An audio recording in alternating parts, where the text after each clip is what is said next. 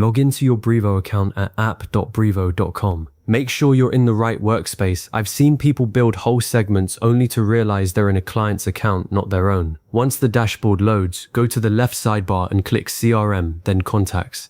Now, right above your contact list, you'll see a drop-down that says Load a List or a Segment. Click that, choose Segment, then My Segment. Hit the Add a New Segment button. Pick Create a Segment from scratch. The template option is fine for beginners, but starting from scratch gives you full control, and I'll show you exactly what to put in. Give your segment a descriptive name right away, something like UK subscribers who clicked in last 30 days. Then define your conditions, that's where the real power is, and click Save. That's it. You've just created a contact segment in Brevo end to end in under a minute. Now, if you're still here, let's unpack each piece so your segments actually work and don't become a mess you have to clean up later. The naming thing I mentioned, it's not fussy, it's survival. Early on, I named a segment Engaged, and 3 months later, I couldn't remember if that meant opened an email in 7 days, 30 days, or clicked something. Now I spell it out. Opened any campaign in last 90 days, or clicked a link in last 14 days. Your future self will thank you, and your campaign metrics will actually make sense. The conditions are where Brevo's segmentation really shines, and they trip people up more than anything else. You're building a filter that tells Brevo which contacts to pull in, and those conditions update dynamically. So if someone meets the criteria tomorrow, they'll automatically join the segment. That's a huge advantage over a static list you import once and forget.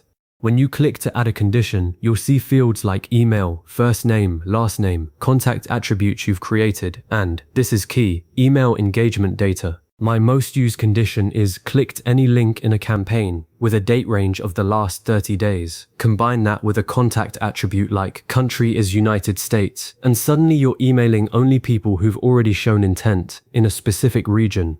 That kind of targeting lifts open and click rates far more than blasting your whole database. A common mistake I see is stacking too many AND conditions until the segment shrinks to nothing. If you want to reach people who opened campaign A or clicked in campaign B, use the OR logic.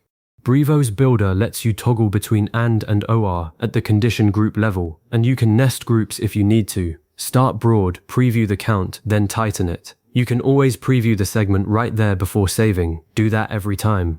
I once sent a 3-email automation to a segment I thought had 1,200 people. It had 12, because I'd accidentally set opened and clicked on the same campaign, which is nearly impossible. Preview saves embarrassment.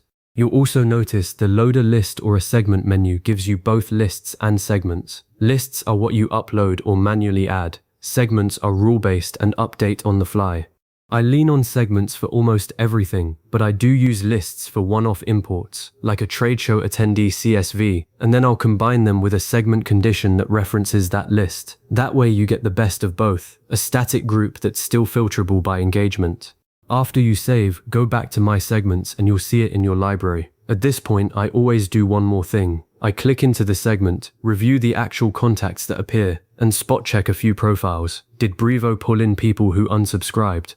It shouldn't, but if your condition doesn't exclude unsubscribed contacts, it might. I add email subscription status is subscribed as a default condition in almost every segment. That little habit has saved me from compliance headaches. Keep your segment list tidy. If you build a new version, archive or delete the old one so you don't end up with US Engaged V2, and US Engaged Final.